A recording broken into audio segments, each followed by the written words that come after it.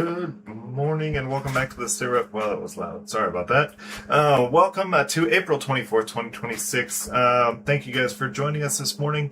We just wanted to bring you a few news stories that matters to you guys. Here in the channel, we talk a lot about emergency prep, disaster preparedness, things to be ready for, foods to store, radios, all sorts of things.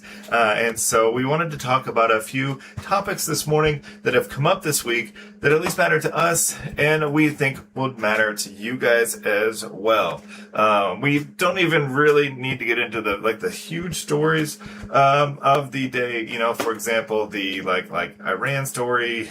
You know, that's just going. I don't even know what to say about that at the moment. To be honest, it's yeah, we'll see. But I wanted to talk about other stories that aren't necessarily talked about a lot that I think really do matter to us. And so let's talk about our first story right off the bat here. And this is solar flares. If you guys aren't familiar with solar flares, they basically can knock out radio communications, cell towers if they're bad enough, satellites, all sorts of stuff. Let me see if I can find a solar flare video because they're pretty massive, right?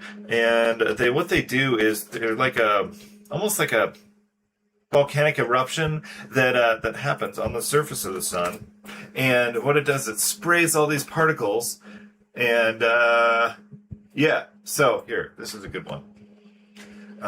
Maybe we'll see. And it sends these massive particles to the earth, and then it can interrupt things. So some good renditions here.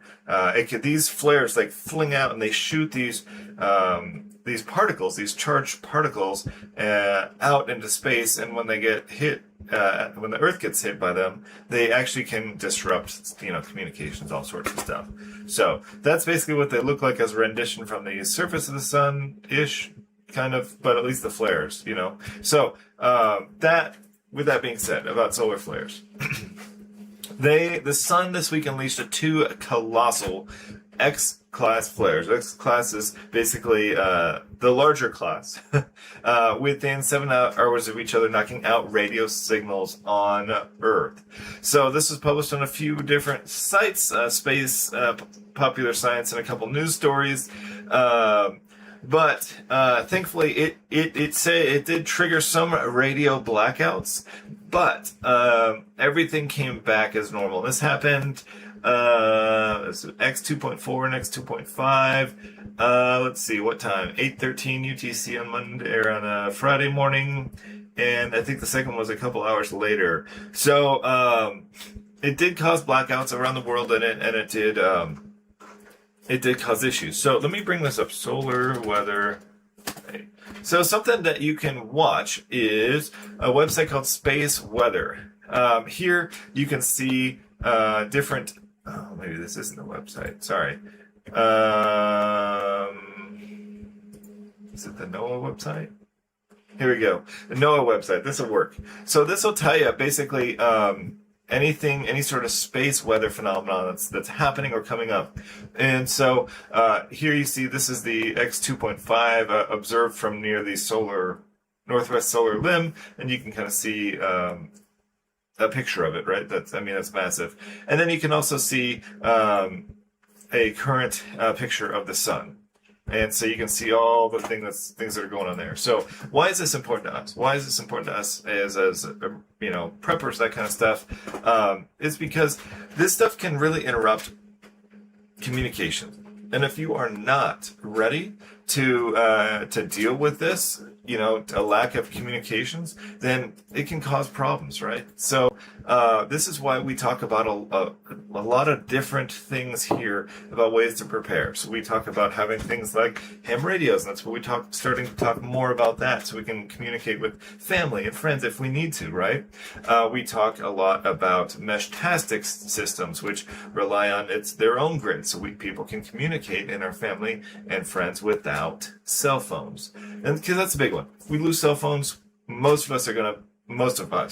people are going to freak out, not be able to communicate, and it's going to be a big deal. So that's why I talk about having backup communications all the time. So that's that. The other thing I wanted to talk about, especially if you're here in California and you've seen some of the smaller, I mean, nothing like past years yet, smaller wildfires, but there are a bunch coming up. And so I bring up this national fire preparedness level. What's that? And so, basically it talks about the different levels. And right now we are just upgraded to level 2. So it means significant wildland fire or non-fire activity is increasing in some geographic areas, specifically here in California and the Southwest. So it is becoming that time quickly where the winds are picking up. It's starting to get warmer, and so we're starting to see a lot more of these wildfires. One thing I will recommend is this app. It's called Watch Duty. It's got a website, and it's a phone app for Android and for iPhone. What's super nice about this is it'll tell you what are the current wildfires. It'll tell you any watches that are going on right now.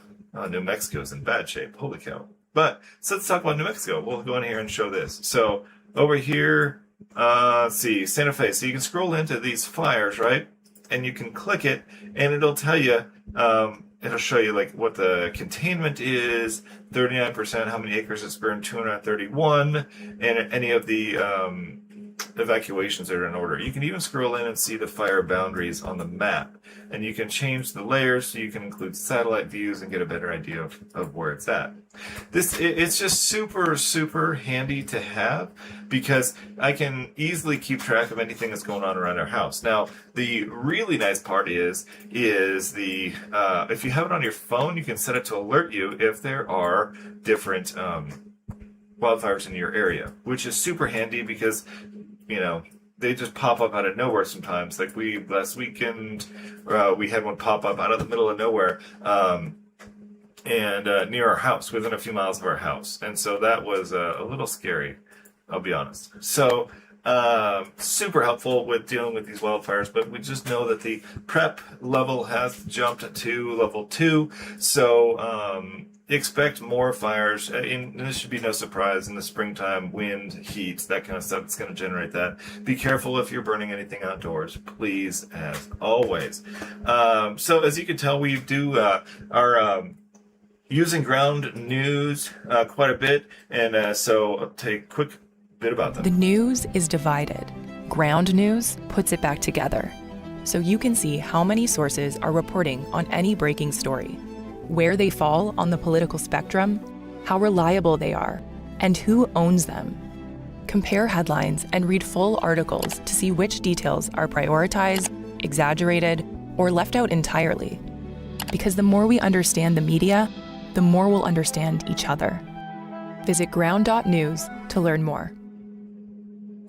All right, thank you very much. Ground News is awesome. They've been super helpful to this channel, so I highly recommend if you're looking for a great news source, then look no further than them because they're super helpful and do offer a bunch of discount plans, and we'll put the links below in the description when this video comes up after the live. So our third story that we wanted to talk about is FEMA, everyone's favorite, right? I absolutely love FEMA, so I'm kidding. I don't. They're terrible for the most part, but they do help sometimes. So they did approve more than $200 million in public assistance funds, and this is for not stuff that's happening currently, but things that have happened in the past. So it's to support recovery efforts in multiple states, Arkansas, Louisiana, New Mexico, Oklahoma, and Texas, right?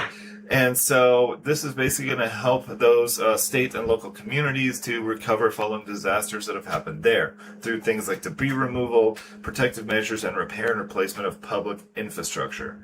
So let's see here. So this will talk about one of the local areas that's going to receive money. And this is from, where is this at? Wynn High School. Apologies. Somewhere. Let's see. I don't even know where, but what state they're from, rather. But you can tell you see the picture here. That's crazy. It's the Citrus Sea following damage from severe storms in 2023. They're getting $5.6 million to replace multiple buildings across its campuses, including a library and IT departments. So that's a good example of what this funding does from FEMA. This is actually some good funding, I think, from FEMA. They're actually going to spend some money to fix some things that were damaged in different wildfires, floods, that kind of thing around the country. So let's see here. Oh, that was Arkansas, right? So they're sending $10 million to the diocese to remove exterior walls from a high school. sending money to Roswell, New Mexico, to the Adult Center for Demolition Replacement, sending 45 to Oklahoma City for emergency protective measures because of the pandemic. That's unfortunate. But and they are sending money to the Lower Colorado River Authority for the dam in Texas, probably from Hurricane Harvey. So so be it, right? They're trying to do what they can. I get it. I'm not a huge fan of FEMA, but still. So that's all good news. These are things. There's not a whole lot going on outside of, obviously, the Iran thing is the biggest deal that's going on right now. They're making progress supposedly on the peace talks. Is the rumor, but so not a whole lot outside of that going on. Yeah, travel to Pakistan for more talks. Yep, that's basically what we've been hearing, is that they're making progress. Last thing I heard is that they had shut down the Strait of Hormuz, and then they reopened it, and then it shut down again. So I have no idea where it's at right now. But a lot of stuff going on in the world.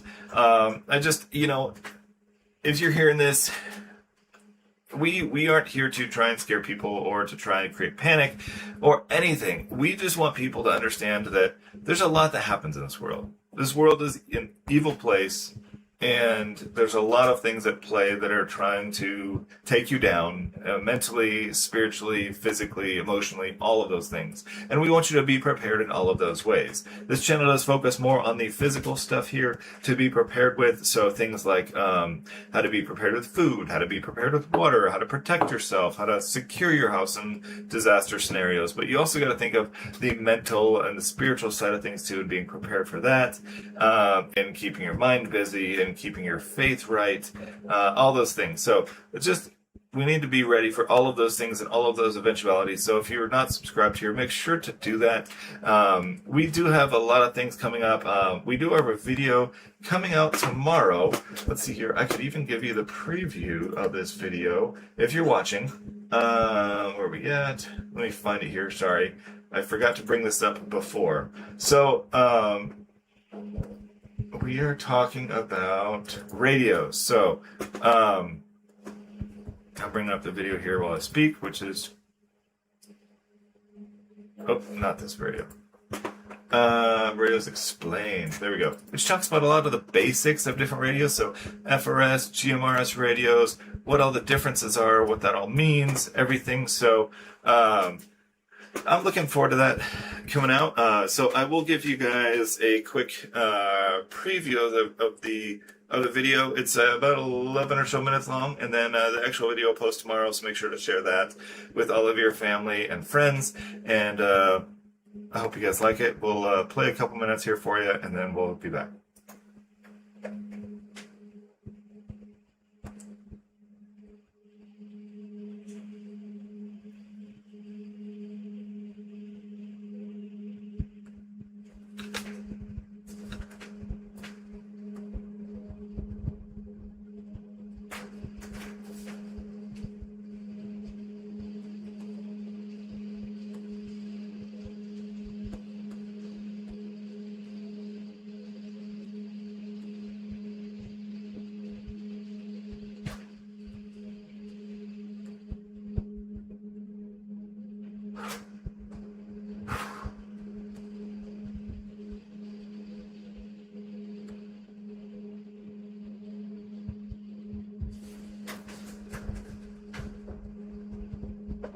All right, so I honestly, I'm not sure if you could hear anything that was happening there, so hopefully you did. But we talked about a lot of cool topics in that video, so that'll come out tomorrow afternoon, probably right about lunchtime, so noon tomorrow. So make sure that you're subscribed so you catch that when it comes out.